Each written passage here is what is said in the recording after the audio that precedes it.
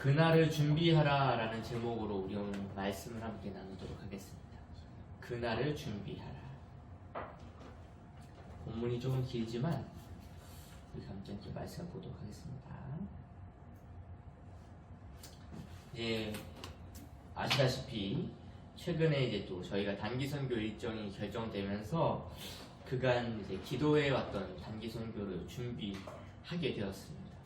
물론 이제 그 전부터 이제 가고 싶다라는 마음과 기도를 계속 하고 있었고, 그리고 시도하고 때를 항상 기다렸죠. 언제 가는 게 좋을까. 그리고 하나님이 원하시는 그 때를 기도하며 기다리다 보니 또 선교사님을 통해서 하나님의 응답을 받고 또 선교를 준비하게 되었습니다. 아마도 이제 가고자 하는 마음은 있지만 기도하지 않았다면, 또 기도로 준비되지 않았다면 하나님의 때에 맞춰서 가는 게 참 쉽지 않았겠다라는 생각을 해보게 됩니다. 하나님께서 우리의 마음에 또 소망을 주시고 또 기도로 준비하게 하시고, 또 때가 되니 하나님의 응답을 또 알아듣게도 하시고, 그리고 아무것도 없으나 믿음으로 결정하게 하시는 시간들을 보면서 하나님의 이 준비하심을 좀 보게 되었어요. 우리 역시 그 삶을 살아가면서 많은 일들에 대해 준비를 하죠. 그렇지만 생각보다 우리의 그 준비처럼 삶이 그렇게 움직여지지는 잘 않는 것 같습니다. 그래서 어떤 사람들은 이렇게 얘기하죠. 완벽한 준비는 없다. 그래서 그 삶에서, 우리 인생에서 성공을 하려면 준비도 필요하지만 이 과한 준비, 너무 완벽하게 준비하려는 것 역시 오히려 성공과는 거리가 멀 수 있다. 이런 얘기들을 합니다. 무슨 말을 하는 거냐면, 준비도 준비지만 준비한 것을 바로 또 실행에 옮겨야 된다 라는 얘기죠. 그리고 때가 되면 이 준비된 자에게 기회가 반드시 찾아온다. 이런 얘기들을 하면서 어떤 일을 행하면서도 우리가 준비되기도 하는 것들을 얘기합니다. 근데 신앙도 마찬가지인 것 같아요. 우리가 믿음의 길을 가는 것은 우리의 믿음이 완성되어져서 가는 것은 아닌 것 같습니다. 점점 더 우리가 완성되어져 가는 것이겠죠. 그래서 우리는 이 그 신앙생활, 그 믿음의 길을 갈 때 이런 표현을 사용하죠. 우리가 점점 더 성화되어 간다. 그러니까 예수님을 믿음과 동시에 우리가 뿅 하고 변신하는 게 아니라 그리스도인으로 점점 성화되어 가는 것, 닮아져 가는 것, 바뀌어져 가는 것이라고 표현하고 있습니다. 그래서 어떻게 보면 이 준비한다는 것은 꼭 머리로만 계획하는 것만, 이런 것이 준비가 아니라 행하면서 되어지는 것 같기도 해요. 그래서 우리는 오늘 이제 본문이 성전 건축 완공, 완전 성전 건축 완전 끝난 거예요. 그 본문을 통해서 그 하나님의 준비하심과 우리의 준비됨을 또 함께 살펴보려고 합니다. 특히 본문에 등장하는 히람이라는 인물을 통해 하나님은 우리에게 무엇을 가르치시고 무엇을 알리고 싶으신지를 함께 깨닫고 음성을 듣는 귀한 시간이 되시길 예수님의 이름으로 권면합니다. 여러분, 첫 번째로는요, 정체성을 기억하라. 정체성을 기억하라. 정체성을 기억하라. 우리가 함께 읽은 본문에는 이제 본격적인 그 성전 내부에 필요한 기구들을 만드는 거거든요. 그때 히람이라는 사람이 등장을 해요. 근데 이 히람이 어떤 사람이냐? 납달리 지파 과부의 아들이지만 그의 아버지는 어떤 사람이다? 두로 사람이었다. 그런데 이 히람에 대해서 역대하에서는 또 뭐라고 기록하고 있냐? 오늘은 납달리 지파, 열왕기에서 그렇게 기록하는데 역대하에서는 단 지파의 여인 중 한 사람이었다라고 소개를 하고 있어요. 그러니까 신학자들은 이 부분에 있어서 왜 똑같은 사람에 대한 얘기를 다르게 이야기할까? 라고 분석하는 과정에 아마도 납달리 지파의 과부라고 불린 것을 보면 이 여인이 단지파 사람이랑 결혼을 했으나 어떠한 이유에 의해 과부가 되었고 그 후에 납달리에서 살았을 것이다. 뭐 이렇게 추정하기도 해요. 물론 이 그 히람의 어머니, 그러니까 히람의 출생을 위한 그 어머니의 그 출신이 무엇이 정확한지는 알 수 없지만, 그러니까 저자가 성경이 말하고자 하는 것은 무엇이냐? 히람은 어머니가 이스라엘 사람이었다는 거. 이걸 말하고 싶은 거예요. 쉽게 말해 모계 사회를 구성하고 있는 이스라엘 사람이 분명하다라는 거.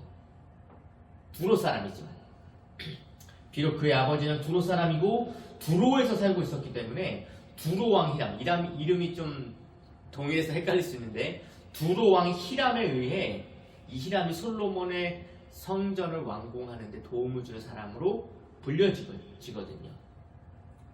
그래서 명백히 이 그 대장장이 히람은 그 이방인이에요. 이방 사람이지만 오늘 성경은 그가 히브리 여인의 소생이었다라는 걸 강조하고 있습니다. 앞서 말씀드린 것처럼 열왕기도 그렇고 역대기도 그렇고 이 동일한 인물이 모두 등장하는데 이 히람이 출생이 이방 사람이지만 히브리 여인, 즉 유대인임을 밝히는 데 목적을 가지고 있는 거죠. 왜 유대인이 되는 방법 중에 이제 일반적으로는 우리가 알다시피 태어나면서부터 할례를 받아 유대인이라는 사실을 증명하죠. 히브리 사람이라는 걸 증명해요. 근데 어떤 방법이 또 있냐? 그 랍비에게 유대인 증명서를 받는 방법이 있어요. 그리고 명확하게는 모계 쪽, 그러니까 어머니 쪽이 유대인인 경우는 유대인이 됩니다. 자연스럽게. 이것은 히브리 민족이 때부터, 그러니까 유대인들은 즉 이스라엘 모계 중심으로 신앙 교육이 이루어졌을 뿐만 아니라 여인으로부터, 그러니까 모계 쪽, 엄마 쪽으로부터 여인으로부터 이스라엘 백성이 될 수 있다라는 독특한 구조를 가지고 있어요. 이런 독특한 유대인의 혈통을 보면 오늘의 저자가 히람이란 사람을 소개할 때 납달리 지파 과부의 소생이라는 사실을 분명하게 언급한 것은 이 사람도 역시 이스라엘 사람이었다라는 걸 강조하고 싶었던 거겠죠. 물론 오늘 본문이나 다른 본문에서 히람의 그 혈통에 대한 이야기만 하지 뭐 그애가 뭐 여호와를 진짜 신실하게 믿었다 또는 뭐 신앙이 엄청 철저했다 뭐 이런 기록은 있지 않는데 그럼에도 불구하고 오늘 본문에 히람을 통해서 어떤 게 만들어지냐면 성전 기구들이 만들어지거든요. 롯으로. 그도 분명히 여호와의 신앙을 가진 이스라엘 백성이었다는 사실을 알려주고 싶었을 것입니다. 앞서도 말씀드린 것처럼 이스라엘 백성들의 신앙은 전통적으로 누구로부터 계승되어집니까? 여인들로부터 가르침을 받아요. 믿음의 조상이라고 불리는 아브라함 역시 누구랑 결혼했습니까? 진짜 자기 누이랑 결혼을 했어요. 같은 신앙을 가진 친족과 결혼을 하거든요. 이삭 마찬가지입니다. 이삭 누구랑 결혼합니까? 리브가 역시 아브라함의 고향으로 가서 이삭을 위해 준비된 여인으로 리브가를 데리고 와요. 이 리브가는 어떤 역할을 합니까? 에서가 아니라 야곱이 장자권을 가질 수 있도록 만든 장본인이기도 해요, 사실은. 또 어떤 사람이었습니까? 모세 역시 바로의 왕궁에서 건짐을 받았을 때 어떻게 합니까? 모세의 친어머니가 유모로 불려가요. 그래서 직접 키웁니다. 바로 왕궁에서.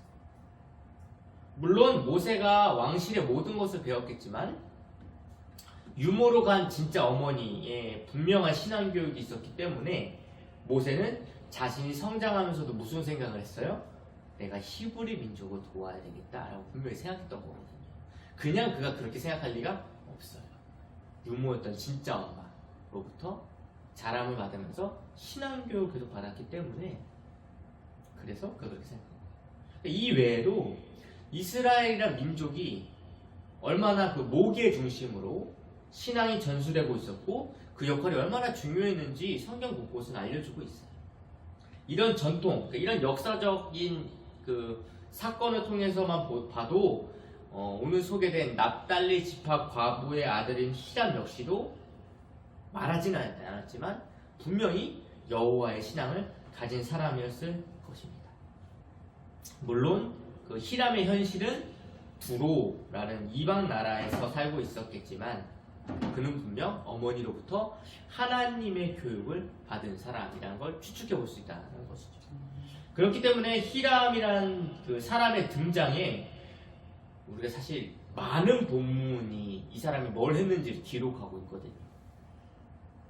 어떻게 보면은 그 앞서서 있는 솔로몬 궁전, 솔로몬이 사는 궁전에 대한 내용보다도 히람이 한 일을 더 많이 기록하고 있어요.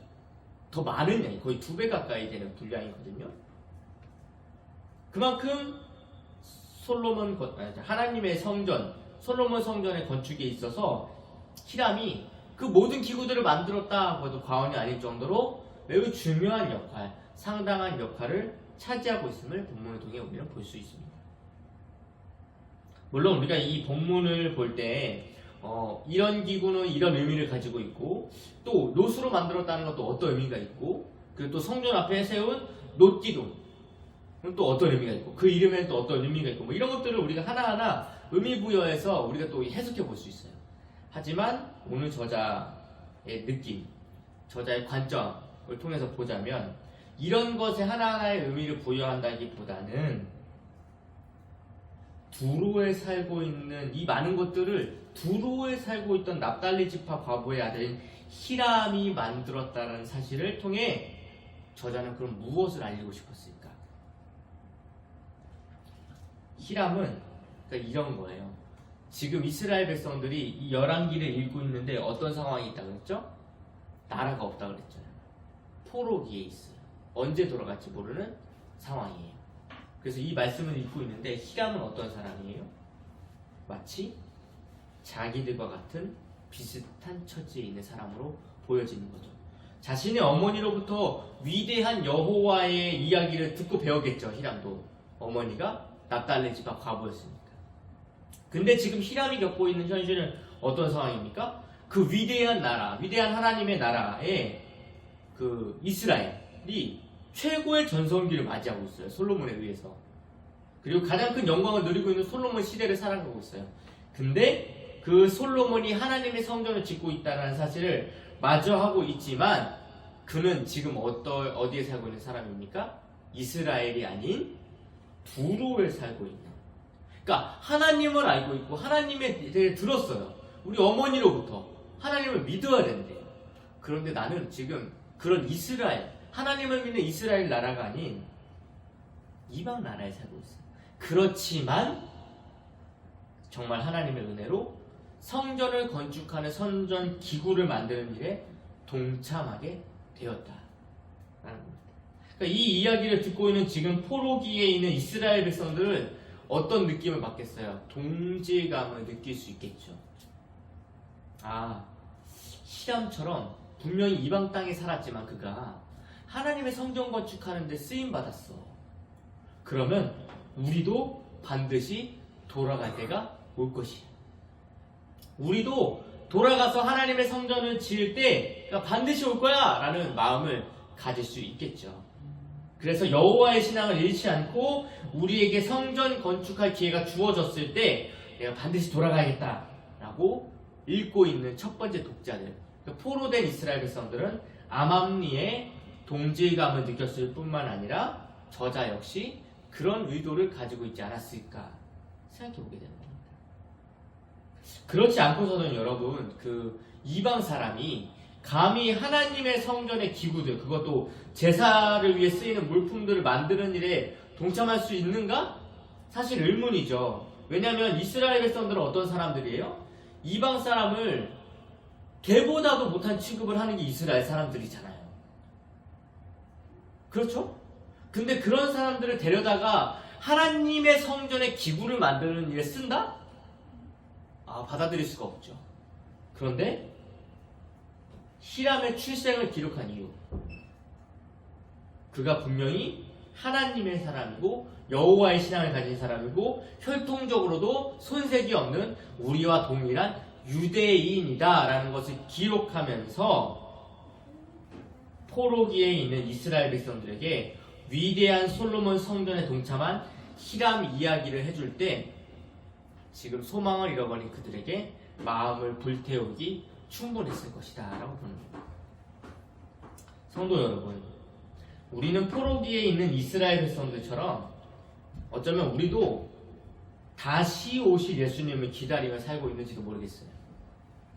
우리가 끊임없이 모여서 예배하고 말씀 보고 또 가르침을 받는 이유가 무엇이 있겠습니까? 다른 것이 아니죠.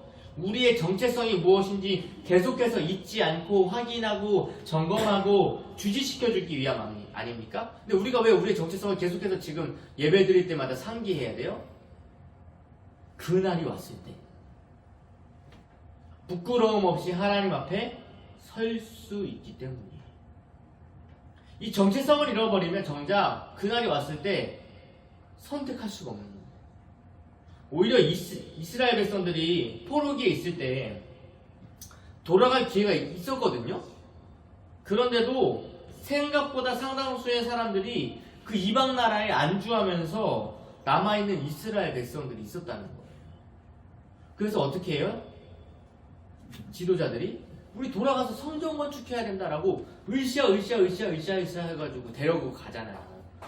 우리 갈 수 있다라고 해서 갑자기 막 출애굽하듯이 우르르 몰려 나온 그런 분위기가 아니었어요. 그때는 우리 가서 성전 건축해야 된다, 해보자라고 막 의기투합을 해서 데려가는 상황이었단 말이에요. 포로 귀환이. 그러니까 엄연히 따지고 보면은 그런 기회가 있었는데도 불구하고 그냥 그 나라에 안주하고 이방 땅에 사는 사람들은 어떻게 보면 이제 더 이상 그들은 이스라엘 백성이 아니다라고 볼 수 있는 거죠. 그냥 이방 사람이 돼버린 거예요. 그래서 예수님 시대에도 그 유대인들이 그 사마리아 사람들은 어떻게 보면 진짜 자기들과 동족이거든요. 그런데 그들을 유대인으로 인정하지 않고 부정해버립니다. 이 얘기를 왜 하냐? 지금 우리가 그렇게 될 수 있다는 얘기예요. 정작 믿음의 결정을 내려야 할 이때에 그냥 이렇게 살아가다가 정체성 잃어버려가지고 믿음의 결정이 아니라 현실의 결정을 따를 수밖에 없다게 된다. 우리는 이런 상황을 보고 주님이 가르쳐 주시는 그 열처녀의 비유를 통해 배우게 되는 겁니다. 그들 어떻게 합니까? 신랑이 올 것을 믿기 때문에 뭘 준비했어요? 기름을 준비했어요. 준비. 그런데 또 한 부류, 다섯 처녀는 어떻게 돼요? 준비하지 않았잖아요? 근데 결국 신랑이 왔을 때 이 다섯 처녀가 어떻게 하냐면요, 부랴부랴 가서 기름 파는 곳에 가서 또 기름을 준비해 와요. 그런데 어떻게 됩니까? 이미 문은 닫혔어요. 무슨 말입니까? 늦었다는 거예요. 그러니까 준비하고 있는 자는 들어가고 준비 안 됐으면 기회가 없다라는 거예요. 늦었다는 거예요. 지금 우리는 여러분 무엇을 준비하고 있습니까? 항상 말씀을 가까이 하고 예배를 사모하고 기도하기를 쉬지 않고 막 내가 끊임없이 어떤 존재인지, 무엇을 위해 사는 사람인지, 그리고 누구를 위해 내가 삶을 살아가고 있는지 이 그리스도인의 정체성을 항상 잃지 않도록 기억해야 합니다. 우리가 이걸 잃어버리잖아요. 이걸 잃어버리는 순간 뭐가 발생하냐면 분열과 분쟁밖에 안 남아요. 죄밖에 안 남아요. 나의 모든 선택들이요, 겉으로 보기엔 아무런 문제가 없어 보이지만 사실 지옥으로 가는 선택밖에 안 해요. 이 땅의 것만 선택한다고. 근데 우리가 항상 예배드리고 말씀 보고 기도할 때마다 나는 그리스도인이지, 난 주님이 오실 날을 기다리는 사람이지, 주님의 신부지라는 마음들을 계속해서 각인하면요, 나의 모든 선택 하나하나가 땅의 것이 아니라 하늘의 것을 선택하는 사람으로 바뀌어져 갈 수밖에 없어요. 그런데 우리가 이 정체성을 자꾸 놓치면 와서 기도는 하지만, 와서 모임은 하지만, 와서 예배는 하지만 그냥 종교 행위로 끝나버리는 겁니다. 정말 중요한 건 여러분, 우리가 예배하고 기도하고 하나님의 말씀을 볼 때마다 성령을 통해서 우리가 너는 하나님의 자녀야, 너는 하나님의 백성이야, 넌 또 하나님의 종이야 라는 사실을 계속 알려주시는 게 사실 은혜예요. 은혜.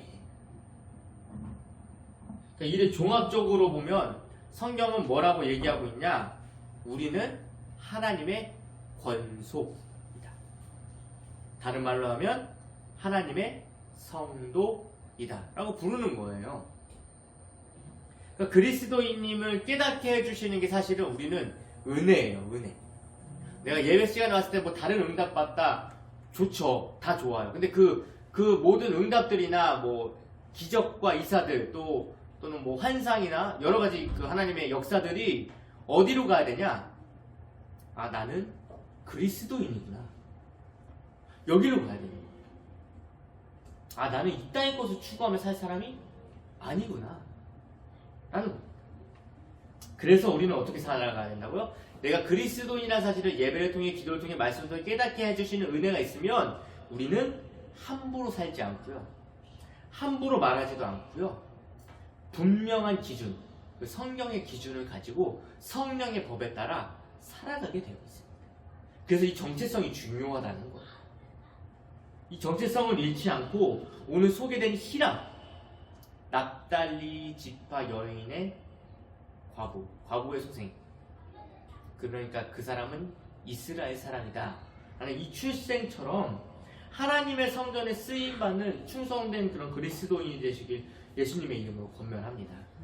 여러분, 그날을 준비한다는 거 다른 게 아니에요.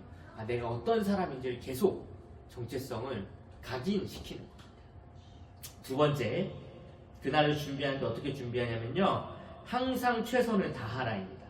항상 최선을 다하라.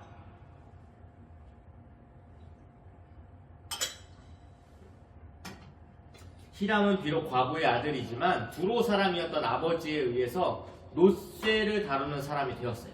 그러니까 아버지가 놋 대장장이었기 때문에 그도 역시 가업을 이어받아 놋쇠를 만드는 사람이 되었는데, 오늘 성경에서는 그가 놋에 대해서는 어떤 사람이었냐? 지혜와 총명과 재능을 구비한 자라고 소개합니다. 그러니까 쉽게 말하면 놋을 다루는 일에 있어서 히람은 당대 최고 전문가다 라고 말하는 거예요. 이 당시에 여러분, 우리는 뭐 전문가 뭐 이런 얘기하면은 너무 많이 들어가지고 뭐 별로 그렇게 큰 감동이 안 받을 수 있는데, 이 성경 이 당시의 대장장이는요 매우 중요한 위치를 차지하고 있어요. 왜냐면 이 당시 전쟁은 뭘로 합니까? 칼난단 말이에요. 그러니까 이 대장장이 역시 무기를 만들어내는 사람이기도 해요. 그렇기 때문에 이 대장장의 능력이 어떠냐에 따라서 전쟁에서 이길 무기가 나오는 거예요. 사실은. 근데 히람은 두로에서 가장 최고의 능력을 가진 놋 전문가였던 것이죠. 그리고 이제 그를 데리고 와서 솔로몬은 하나님의 성전 기구들을 만들게 해요. 아버지가 두로 사람이고 어머니는 납달리 지파 사람이라서 그 히람 입장에서 그럼 나는 도대체 나의 정체성은 뭐지? 나는 어떻게 살아가야 되지? 라고 고민할 수 있었겠지만 히람은 어떻게 살았습니까? 두로라는 나라에서 둘째가라면 서러울 정도로 최고의 기술을 겸비한 사람이 되었어요. 그렇기 때문에 두로에 있었지만 위대한 솔로몬 성전의 기술자로 꼽혀서 생각보다 우리가 생각한 것보다 너무나 많은 분량의 그 내용들을 차지할 만큼 많은 공헌을 하게 돼요. 아마 솔로몬 성전이 만들어지기 전에는 분명히 여호와의 성막이었잖아요. 성막. 절대 성전의 개념을 갖고 있지 않았어요.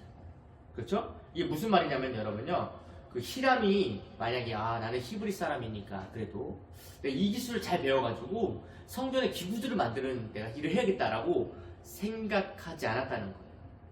그때 당시 왜요? 성막으로 있었거든요. 그렇기 때문에 그는 그런 생각을 가지고 한 게 아니라 그냥 그가 히브리인으로서 자기의 삶에서 그냥 최선을 다했을 뿐이에요. 그래서 결국 전문가가 됐는데, 그 전문가가 된 이 전문가가 어떻게 돼서 때가 되니까 하나님의 성전에 쓰임받는 자로 뽑히게 되었다라는 겁니다. 그것도 이스라엘에서 노 전문가가 아니에요. 이방 나라에서 노 전문가가 돼서 이스라엘 왔다. 당시의 사람들은 그렇게 얘기해요. 신학자들은 이스라엘에는 노스 다루는 기술이 없었을 것이다 라고 판단을 하더라고요. 그래서 두로에서 왔을 것이다. 히람은 자신의 신앙을 바탕으로 언제나 최선을 다해서 살아갔습니다. 이것이 왜 중요한가? 여러분 지금도 보시면 아시겠지만 세계를 좌지우지하는 민족이 있다고 한다면 그건 유대인이라고 볼 수 있어요. 그럼 모두가 인정하는 바예요. 많은 부자들, 뛰어난 노벨 수상자들, 엄청난 개발자들, 이런 사람들, 우리의 삶의 많은 영역에서 높은 위치를 차지하고 있는 사람들이 유대인이 상당수 많습니다. 근데 이들이 왜 이렇게 되었는지 아십니까? 열왕기를 읽고 있는 백성들은 이제 포로에 있는 사람들이잖아요. 이들은 원래는 어떤 나라냐냐, 신앙으로 세워진 나라예요. 하나님의 절대적인 주권 아래 하나님의 신앙으로 세워진 나라거든요.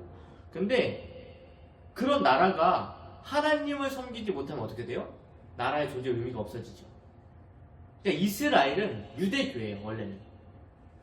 그렇기 때문에 나라가 없어진 지금 그들에게 성전의 건축이 왜 중요한지 열왕기를 통해서 다음 세대에게 가르쳐 주려고 하는 거거든요.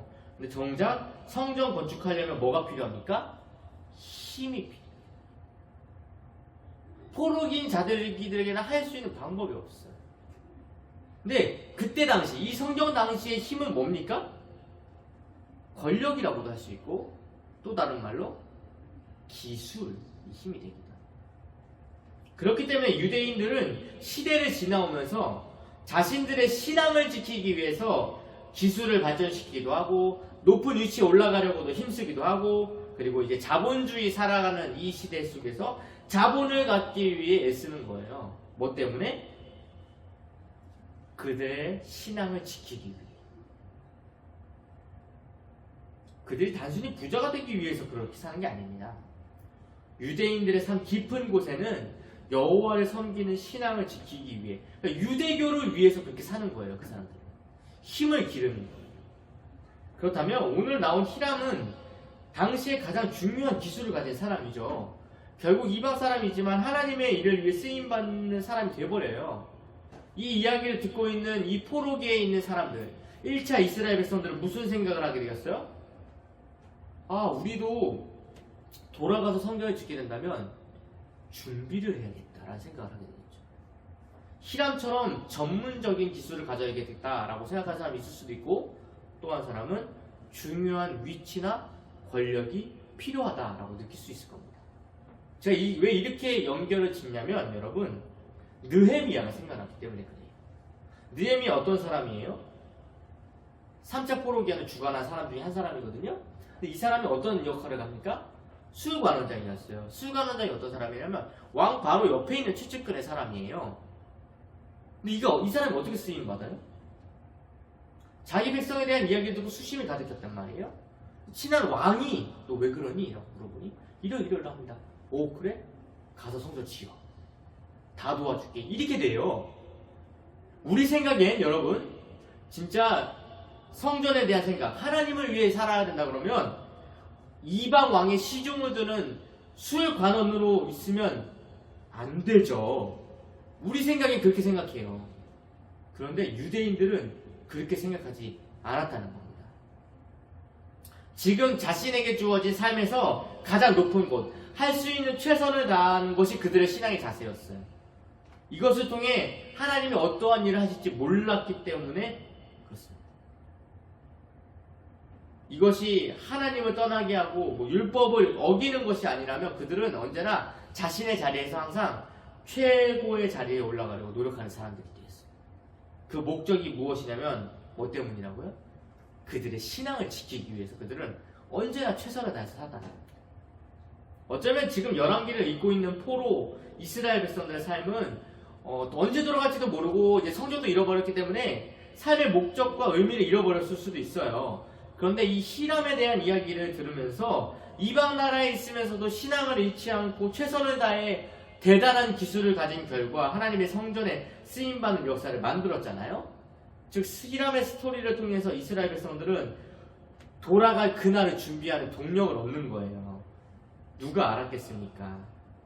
누가 히람이 솔로몬 성전을 건축하는데 노 전문가가 필요하겠다고 알고 있었겠습니까? 몰랐죠. 그전에는 성막이 있었는데 이제 최고의 기술이 필요한 이때 이스라엘에는 없는 노 전문가를 이방 나라에서 불러야 하는데 때마침 그가 또 여호와의 신앙을 가진 유대인이라면 최고의 적임자인 거죠. 그래서 유대인들은 그들의 신앙을 지키기 위해서 지금도 어느 곳에서든지 항상 최선을 다해 높은 자리에 있으려고 합니다. 포로기에 있는 유대인들 역시 히람의 스토리를 듣고 자신의 삶에서 하나님께 쓰임받을 날을 준비하면서 최선을 다하게 되는 거죠. 저는 이 스토리가 분명 우리에게도 동일하게 주어지는 말씀이라고 생각합니다. 우리가 그렇다고 기수도 막 준비해야 되겠고 돈도 많이 준비해야 되겠고 이렇게 해야 되는가? 아니죠. 우리에게는 이렇게 적용하면 안 됩니다. 우리는 우리의 신앙을 더더욱 견고하고 확실하게 준비해야 되는 거예요. 무슨 말이냐면요. 주님 오실 날이 가까울수록 앞으로 세상은 점점 더 거짓과 속임수로 가득 찰 거라고 말씀하셨어요. 주님 오실 날이 가까워질수록 적그리스도가 더 등장할 것이다 라고 말씀하셨어요. 세상은 사랑이 아니라 미움과 거짓, 다툼이 난무할 것이다 라고 성경은 우리에게 마지막 때를 알려주고 계십니다. 그때 자본? 기술? 아니죠. 사단은 우리에게 더 교묘하게 속이려고 진리를 왜곡하고 숨길 것이에요. 그때 우리에게 필요한 것, 우리의 신앙을 지키기 위해 필요한 건 자본도 아니고 권력도 아니고 지위도 아닙니다. 뭐가 필요하냐면 위로부터 주어지는 성령의 능력이 필요한 거죠. 왜냐? 여러분 성령님이 아니고서는 우리가 하나님의 말씀을 깨달을 지혜가 주어지지 않잖아요. 성령의 조명하심이 없이는, 성령의 도우심이 없이는 세상에서 믿음으로 살아간다는 게 불가능하다는 것을 우리가 알고 있잖아요. 즉 그리스도인이 믿음의 싸움을 위해 전신갑주를 입어야 되는 거죠. 왜 전신갑주를 입으라고 합니까? 마지막에 능히 서기 위함이다 라고 성경은 우리에게 가르쳐주고 있고, 성경뿐만 아니라 수많은 믿음의 사람들이 우리에게 결코 돈, 자본, 권력을 가져야 한다고 가르친 적이 없습니다. 오히려 뭘 가르쳤어요? 말씀, 기도, 그리스도를 붙잡아라 라고 가르치고 성령의 충만함을 받으라 라고 가르쳤죠. 성령께서 우리에게 무엇이 필요한지 가르쳐 주실 것이기 때문에 그렇습니다. 여러분 간절히 바라기는 점점 더 어두워져가는 시대를 우리가 살아가고 있다는 걸 우리 스스로도 느끼고 있잖아요. 근데 우리 이런 시대를 살아가는 우리에게 흔들리지 않는 그런 믿음의 견고함이 성령님으로부터 세워지기를 간절히 소망합니다. 주님께서 우리에게 준비하라라는 이 준비는요 다른 게 아니잖아요. 뭘 준비하는 거예요? 우리는 주님이 오실 날을 준비하는 거잖아요. 그렇다면 우리는 고민해야죠. 주님 오실 날을 준비하는데 내 믿음은 괜찮은가? 주님이 가르쳐주신 성경과 부합한가? 또는 나는 내 삶은, 내 생각은, 내 마음은 성령의 지도함을 받고 있는가? 나는 하나님의 권속이라 그랬고 하나님의 자녀라 그랬고 하나님의 백성이라 그랬고 하나님의 종이라 그랬는데 나는 하나님의 통치를 받고 있는가? 고민해 볼 필요가 있는 것 같습니다. 이것이 준비예요. 이것이 준비. 주님 오실 날을 준비해요. 그래서 성령을 통해서 우리 안에 그 잘못된 것들이 좀 벗겨지고 좀 더 하나님께 나아가는, 그리스도께 나아가는 그 은혜가 임하기를 간절히 소망합니다. 마지막으로 우리가 준비해야 될 것은요, 약속을 기다리는 겁니다. 약속을 기다리는 것. 세 번째, 약속을 기다리는 것. 우리가 함께 읽지는 않았는데 많은 내용이 히람의 업적으로 기록하고 있거든요. 이 히람의 업적이 정말 대단해요. 왜냐하면 그 그 본문이 히람이 만든 기구들을 한번 쭉 설명해 주거든요. 설명해 주는데 그 뒤에 가서 그 40절에 가면요. 한 번 더 정리까지 해줘요. 뭐뭐를 만들었는지 히람이. 그리고 그 뒤에는 이제 마지막으로 성전에 필요한 기구들을 금으로 만든 것들이 무엇이 있는가를 기록하고 있습니다. 그렇게 해서 성전 건축의 완공을 이제 결론 짓고 있거든요. 근데 이 성전의 완공은 다윗 시대로부터 내려온 하나님의 약속인 거잖아요. 다윗에게 하신 약속이 이루어지는 현실입니다. 그러니까 솔로몬의 시대가 얼마나 대단했는가를 보여주는 표본이기도 하겠지만 이 성전이 건축되어졌다라는 이 내용의 핵심은 뭐냐면 하나님은 약속을 지키시는 분이시다라는 사실을 알려주고 싶은 거예요. 그래서 열왕기를 기록하고 있는 저자는 포로기에 있는 이스라엘 백성들에게 성전에 대한 이야기를 장황하게 기록하면서 성전이 주는 참 의미를 전달하고 싶은 겁니다. 뭡니까? 하나님께서 하신 약속은 반드시 이루어진다라는 것입니다. 그래서 지금 이스라엘 백성들에게 우리도 반드시 포로기가 끝나고 돌아갈 것이기 때문에 그날을 준비해야 된다라고 원동력을 주는 겁니다. 우리 역시 삶을 살아가다 보면 하나님의 약속을 잊고 사는 그런 일산다반사가 있죠. 솔직히 말씀드리면 우리가 지난주에 들은 설교 내용도 잘 기억 못하고 살아가는 게 우리의 현실이에요. 그런데 여러분, 이런 면에서 우리도 지난주에 들은 주님의 말씀을 기억 못하는데 아브라함이 하나님의 약속을 받았단 말이에요. 25년 뒤에 아들을 낳게 된 것은 아브라함은 잊었을지는 모르겠지만 하나님을 기억하고 계시고 그 약속을 이행하시는 분이심을 보여주잖아요. 이런 이야기들이 성경 곳곳에 계속 기록되어져 있어요. 그래서 우리는 이 성경을 통해서 뭘 봐야 되냐? 하나님의 약속을 자꾸 보는 거예요. 구약은 옛 약속, 신약은 새 약속. 그러니까 옛 약속은 뭡니까? 오실 메시아에 대한 약속. 그리고 새 약속은 무엇입니까? 예수 그리스도께서 하신 다시 오실 그리스도에 대한 약속. 그러니까 이 그리스도인들은 이 새 약속을 붙잡고 오실 주님을 기다리며 하루하루 주님의 나라와 영광을 위해 믿음의 선택을 하며 사는 사람들인 거죠. 이 주님이 다시 오신다라는 이 약속이 있기 때문에 우리가 기다릴 수도 있고 기대하기도 하고 견딜 수 있고 또 많은 믿음의 사람들처럼 목숨을 바칠 수도 있는 것입니다. 여러분, 현실을 아무 생각 없이 사는 대로 살다가 보면요, 여러분, 그 약속뿐만이 아니라 하나님 자체를 잊고 살아갈 수도 있어요. 아마 포로기에 있는 이스라엘 백성들은 더 했겠죠. 하나님에 대한 이야기를 듣기도 하고 배우기도 하지만 그들의 상징인 성전이 없어진 상황에서 많은 사람들이 여호와의 신앙 그리고 약속을 잊고 살았을 것입니다. 그래서 저자는 이 포로기 가운데 펜을 들어서 친히 열왕기를 기록하고 있는 거예요. 그래서 우리도 마찬가지로 성경을 통해서 계속해서 말씀을 묵상하고 말씀을 읽고 기도하면서 하나님이 우리에게 하신 약속을 계속 상기하고 기억하는 거예요. 매주일, 매일 우리가 항상 하나님의 말씀을 읽고 묵상하고 기도하는 이유가 다른 게 아니죠. 이 약속을 기억하기 위함입니다. 그리고 이 약속을 기억함으로 어떻게 하는 겁니까? 약속이 이루어지길 믿음으로 기다리는 것이죠. 여러분, 히브리서 11장에 나오는 믿음의 선진들에 대한 이야기가 쭉 나오잖아요. 그 마지막에 저자는 39절에 이렇게 말하고 있어요. 이 사람들은 다 믿음으로 말미암아 증거를 받았으나 약속된 것을 받지 못했습니다.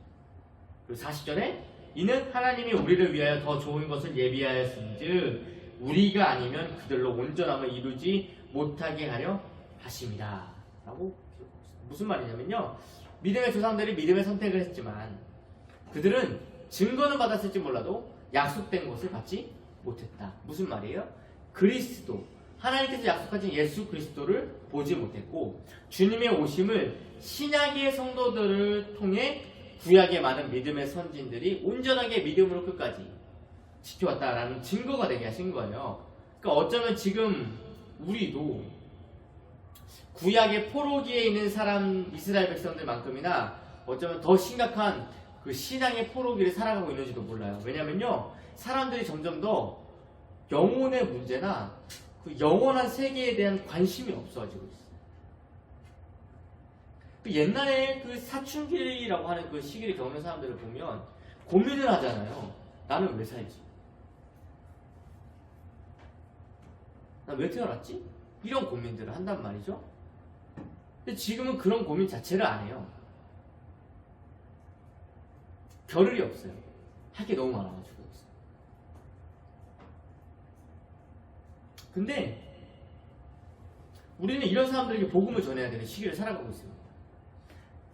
미래에 대한 생각이 없어요. 영혼에 대한 생각이 없고요. 영원한 삶에 대한 개념이 없어요. 그러니까 죽음이 끝이 아닌 이건 새로운 시작이다 라는 것을 알려줘야 되고, 이런 사람들에게 반드시 예수님께서 다시 오신다, 반드시 약속하셨다, 이런 하나님의 약속도 알려줘야 돼요. 그런데 더 충격적인 것은 뭐냐면요, 이 약속, 이 복음을 전해야 할 우리가 약속을 기다리는 자세 없이 살아가고 있다는 게 더 충격적인 현실이죠.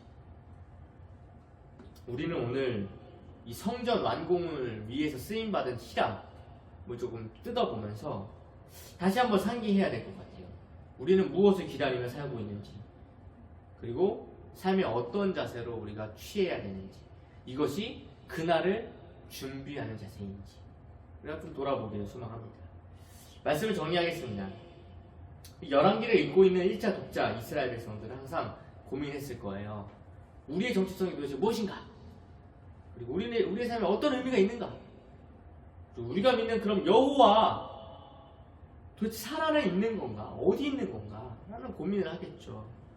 자신들의 처지는 지금 나라를 잃어버렸고 그 위대한 솔로몬 성전은 눈 씻고 찾아와봐도 볼 수 없는 상황이 되어버렸습니다.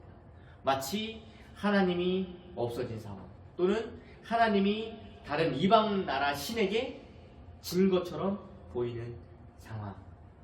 그러나 저자는 솔로몬 이야기에 히람을 등장시키면서 백성들을 일깨우고 있는 거예요. 히람의 출생을 통해서 우리의 정체성을 끝까지 붙잡아야 된다. 또 히람의 능력을 통해서 우리의 삶을 최선을 다해야 된다. 어떻게 될지 모른다. 그리고 결론적으로 어떻게 됩니까? 완공된 성전을 통해 설명하면서 우리가 믿는 그 여호와 하나님은 반드시 약속을 지키시는 분이시다 라는 걸 알려주고 있는 거죠. 그리고 이 이야기를 듣고 있는 포로된 이스라엘 백성들은 다시 돌아갈 그날을 준비하게 되는 것입니다.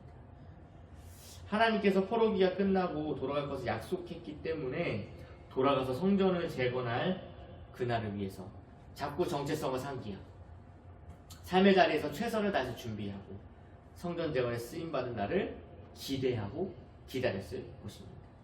그래서 우리도 역시 지금 주님 오실 날을 좀 준비해야 돼요. 그리고 하나님은 우리에게 뭐라고 말씀하셨냐? 내가 다시 올 건데 너희는 나의 증인, 주님의 증인으로 살라고 명령하셨어요. 그래서 우리는 그리스도인의 정체성을 항상 바로 세우고 우리에게 주어진 삶의 자리에서 늘 최선을 다하며 그리고 죽게 하듯 선을 행하고 다시 오실 주님을 기다리며 믿음으로 살아야 됩니다.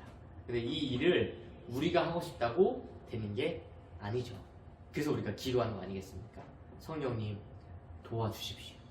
주님 오시는 그날까지 내가 믿음을 지키고 끝까지 달려갈 수 있도록 성령님 도와주십시오. 이렇게 기도할 때 우리로 하여금 준비시키시는 하나님의 역사를 보게 될 줄로 믿습니다. 함께 기도하겠습니다.